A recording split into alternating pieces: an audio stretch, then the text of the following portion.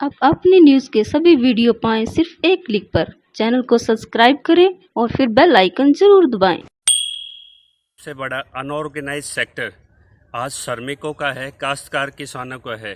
Census के आंकड़े अपने आप में दर्शाते हैं कि आज 40 करोड़ श्रमिक इंटरस्टेट लॉकडाउन में उलझे पड़े हैं।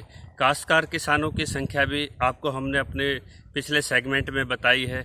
दोनों का आंकड़ा मिला के 65 करोड़ देश की आबादी बनता है। तो देश का भारत आज भी गाँव में रहता है, खेतों में रहता है। आज उनकी स्थिति क्या है? ज़्यादातर जो कामगार श्रमिक हैं उनको सीधी मदद नहीं पहुंच रही। और वायर का एक आंकड़ा आया है कि जिसमें 90% जो श्रमिक हैं उनको खाद्य सामग्री और अन्य मदद नहीं पहुंच रही। यहाँ के बिहार में श्रमिकों के बच्चे आज मेंढक उठा उठा के खा रहे हैं। 3 दिन से चावल खा खा के श्रमिक माताओं के बच्चों के लिए दूध उपलब्ध नहीं हो पा रहा। तो इस स्थिति के लिए हमारी सप्लाई चेन जिम्मेदार है। और इसी के साथ जो देश का पोषक है, अन्नदाता है, आज वो फसल लेके मंडियों में खड़ा है, जिस पे आपने शर्तें लगा दी। आज एफसीआई के गोदाम भरे पड़े हैं, आप उनको खाली कीजिए ताकि नया जो अन्न आज मार्केट में है उनकी आपको गांव लेवल पे एमएसपी के आधार पे उनकी खरीद कीजिए।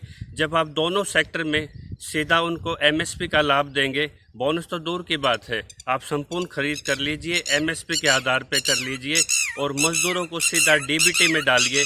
जब ये ग्रामीण क्षेत्र से दोनों वर्ग आते हैं और जब आप इसमें आर्थिक पैकेज की एक मदद देंगे तो निश्चित तौर से जब देश लॉकडाउन से बाहर निकलेगा तो भूखमरी, काला बाजारी और जो अर्थव्यवस्था के जो नुकसान है उनसे हम निश्चित तौर पे बच पाएंगे।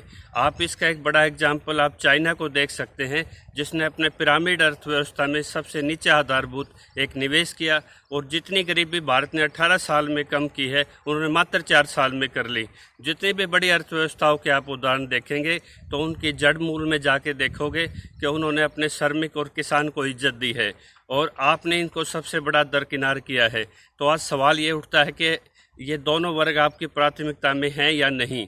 टीवी डिबेट में अर्थशास्त्री कॉरपोरेट की वकालत करते हैं, कहते हैं कि ये नुकसान हो जाएगा।